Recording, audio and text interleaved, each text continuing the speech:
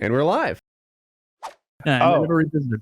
Speaking of the best, funniest movies of all time, I've always been a huge fan of Borat. I saw that in theaters. I was 20 years old, and it was at the time it blew me away at how funny it was. They've already filmed Borat 2 in secret somehow. Wait, and, really? Yeah, and they're editing it. Yeah, that's huge. I didn't know that. That's fucking amazing. He's so famous though that I feel like it's getting difficult for him to do that thing. It's been long enough since the first Borat that young people don't know who Borat is, and he's in costume. It's not like he's Sacha Baron Cohen. He's fucking Borat. Maybe you're right. Yeah, I mean, it came out in like 2006. The odd one, but to me, Borat's more famous than Sacha Baron Cohen. Like, if he was in the Borat costume, especially the big pink or lime green mankini thing he had going on, I would absolutely recognize him. But the actor who plays him, like, he does so much stuff in costume. It's like the actor's not that famous to me. That's an even better. Yeah, that's how I should have said it. You said it better. Like, yeah, if anybody sees Borat, they've at least seen a meme of him. Like, they know who he is. Did you see it alone, Kyle? I remember I saw it with I was 15. I saw it with my dad, and I've never laughed harder at a movie with my dad. It was me and my two roommates. I was 19 or 20, and they were like 24, 25, and they had introduced me to like the Ali G show. They had downloaded it illegally off the internet onto their PC, and we'd sit around and get drunk and watch the Ali G show. So like the best clips of Borat. And so I already knew who Borat was and what he was about and everything. And like the movie was just about to come out. And so we went and watched it like that, like a midnight showing, maybe a 1 a.m. showing. Like, it was so late. I remember that. And yeah, funniest thing I'd ever seen at the time. I remember thinking, like, this is the funniest thing I've ever seen. This is fucking good. It holds up too. It's great. When it begins, they've got like, they're in his village and they're having like this like parade where they're chasing the Jew egg. And they're all trying to like beat it with sticks before it hatches. Yeah. before it hatches. And you're just like, oh my fucking God. Yeah. It's amazing. And he's Jewish, which makes it so much better. Yeah. It's great. Hey, you have to respect that made up Kazakh culture. The whole made up Kazakh culture that he makes, like he it's almost 100% fabricated, like the nonsense that he's come up with, or some of it is like a twist on actual Kazakh culture, because they do drink this drink there that is like fermented goat milk, but Borat drinks a drink that is fermented goat piss.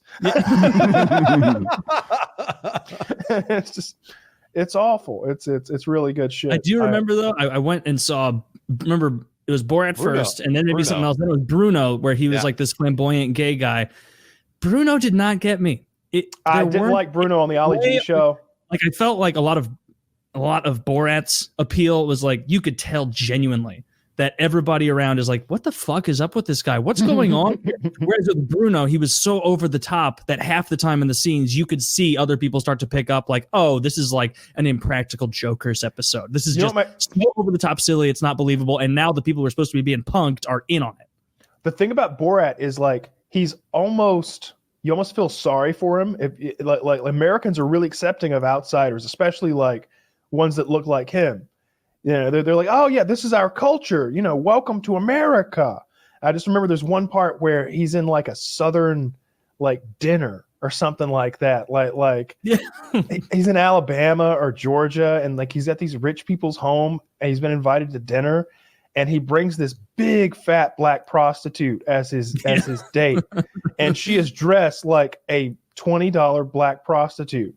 And she is disgusting. And then he asks if he can go to the bathroom, and he leaves and goes to the bathroom, and he comes back with a sandwich bag full of shit and asks what to do with it. And the woman who's like, it's her home, she's just like, oh my God. Oh my God, honey. Why? He's got sandwich bags, but he doesn't know how to shit in the toilet. I know. I got a sandwich bag full of shit.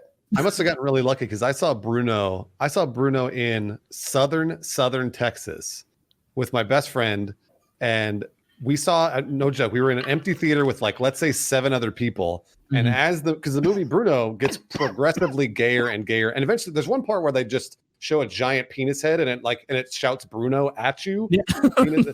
And we got to watch people walk away as the movie was going on. And eventually, at the very last scene, when they kiss, the two men are kissing in the UFC ring, and people are like throwing in chairs and shit. We were the last people in the theater by that point. We were losing our minds at how great it was. What movie did they think they were going to see? I don't know. I think they thought they were going to see Borat 2, but it was It was so good. It was exactly the way I should have seen Bruno, because all those people just hated it, and we loved it. We had a great time. Maybe I'll give it another go. I've only seen that one once. Has he done anything between then and now? He did Ali G. Well, And he also he did The Dictator. Yeah, but that was like that wasn't like his. That was a movie. Yeah, Didn't that was he like do a bunch of pranks on like politicians or something? Yes, he did. So he did Who Is America? Yes, And yeah. Who Is America was Sacha Baron Cohen. Like he's one of my favorite comedians, just because he's basically a genius. Like the shit he's doing is insane, and him pranking like Dick Cheney and other. He actually got people in to interview them and, admit to like child porn allegations and shit like that. It's fucking wild what he's doing. But Who's America wasn't funny. It was just sad because he would get people in and then they would admit to doing terrible shit. Is that? And you're just like, fuck. I'm not positive on this. I felt like it was hyped up that it was going to be this like expose of who our politicians really are.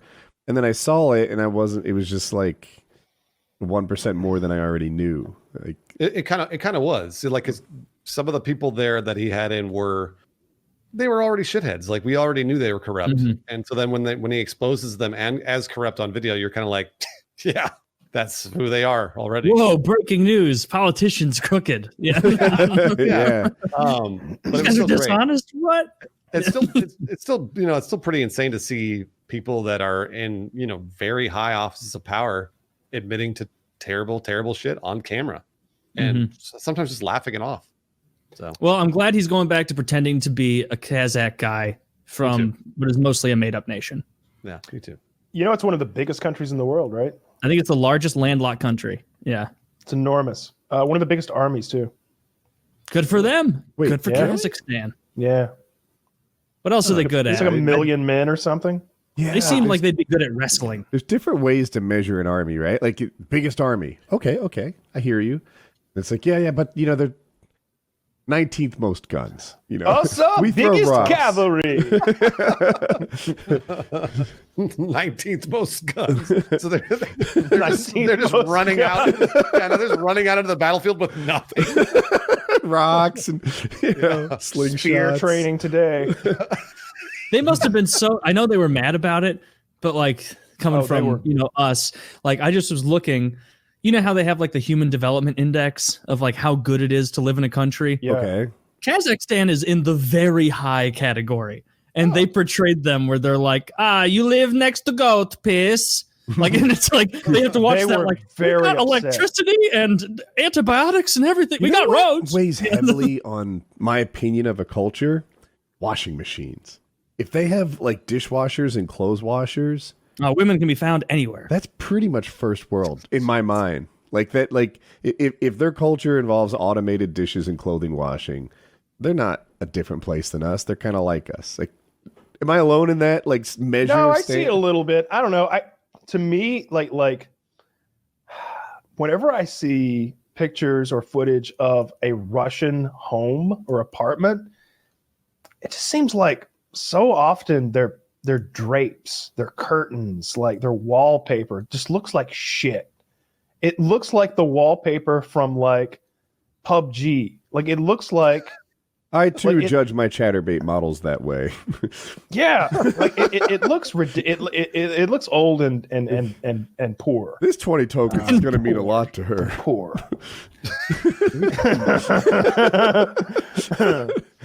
That's not a bad. Yeah, that's true.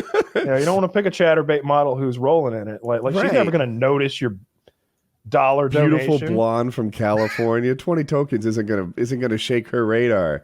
But shake her radar. You got to pop into like the amputee section. You know, Oh, somewhere. No. You just got to find some chick from like Warsaw, Poland, who can't rub two nickels together. She'll do anything for 20 tokens. That's See, you got to go somewhere even different. Poland, also a very, very nice country. according to I made up statistics.